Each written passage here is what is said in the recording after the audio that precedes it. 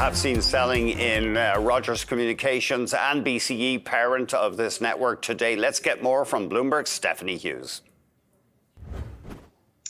Andy, yes. So Rogers shares fell as much as 6.2% today, which was the biggest intraday drop since October 2021, and briefly dropped shares or the stock price to its lowest level since 2012. And basically what happened here was that Bank of America analysts downgraded Rogers to a neutral rating from a buy rating and slashed the price target down to $55. The analyst team pointed to the telecom company's exposure to immigration flows, the growth of which we're expecting to see slow down or maybe even flatten over the next few quarters, just given the federal government policy stemming the inflows of international students and temporary workers. Mm-hmm. They also pointed to Rogers' uncertainty around their sports business investment and their higher than forecast leverage there. So they want more clarity on how they plan to pay down that debt.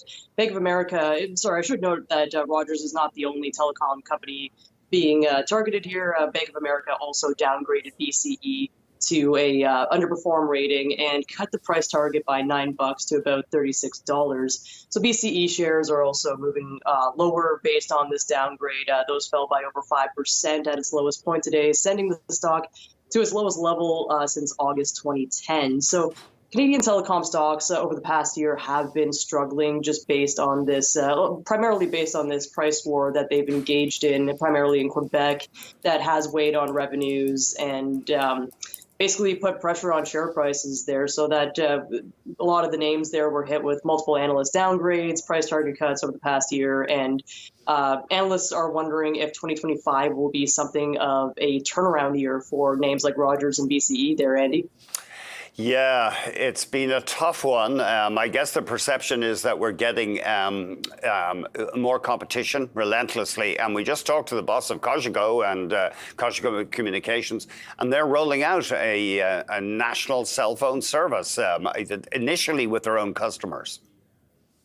Absolutely, yes. So Cogeco, I did catch the end of that interview. It looks like they're trying to expand more meaningfully with the Canadian networks there. But with Cogeco, those shares were also down today after the first quarter revenue of nearly $739 million fell short of estimates. So that stock is down by as much as 7.6%.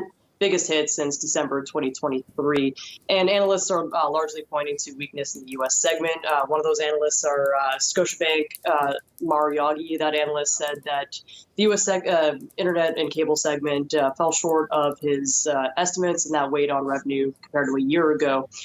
He added that the subscriber loading in Canada continued to benefit from those expansions I was talking about, but in the U.S., the competitive intensity was high enough to lead to small internet subscriber losses. So analysts are cautiously optimistic that Ohio can be a bright spot, just given that the subscriber metrics were stronger and there was a lower churn rate. But until we see that improvement, there might be a little bit more pressure on the stock there, Andy. But the silver lining is that it's outperforming BCE and Rogers.